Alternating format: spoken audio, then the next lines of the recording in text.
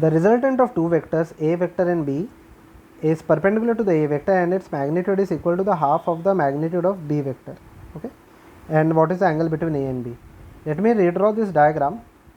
Let this be the x-axis in which in the direction of a vector, and let this be the y-axis. Let this be the b vector over here, making an angle theta with the x-axis. Okay, the resultant vector is in the y-axis, so the resultant is somewhere over here, making an angle 90 degree with the x-axis. Okay, now it is very much clear that the resultant is in the y-axis, so I can say that first of all the resultant in the x-axis should be equal to 0. Okay, before we proceed with that part, let us find out the x and the y components of the b vector. Okay, the a vector is already in the x-axis, so let us find out the x and the y component of the b vector.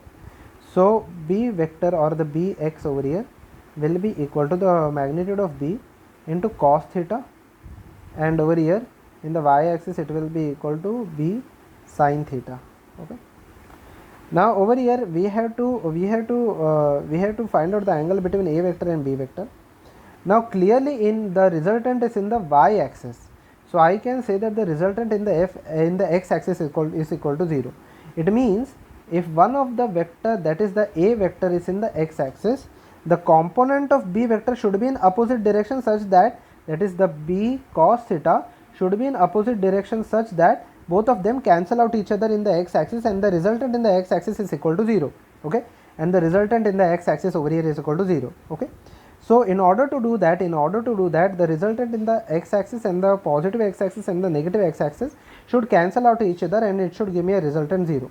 In order to do that, the theta should be clearly greater than 90 degree, then only the component of b will be in this direction. Okay, will be in this direction. So the theta should be greater than 90 degree. Okay, so let us find out. Yes, only greater than 90, and so theta should be greater than 90, and smaller than, over here it should be smaller than 180 degree. Okay, it should be smaller than 180 degree in order to give the angle as 0. Okay, now let us proceed with the next part, that is along the y component. The y component over here, the resultant is along the y component, and there is only one force in the y component, that is equal to b sin theta. Okay, there is only one force in the b, or one vector in the y component, that is equal to b sin theta.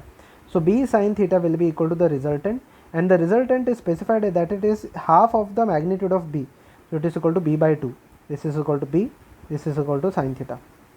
So sin theta over here will be equal to half, b and b will get cancelled out, that is theta over here is equal to either 30 degree or it will be equal to 150 degree. In both these cases sin theta will be equal to half. Okay, now in order to follow this, that is the theta should be greater than 90 degree, the angle should be equal to 150 degree, which is equal to option number B.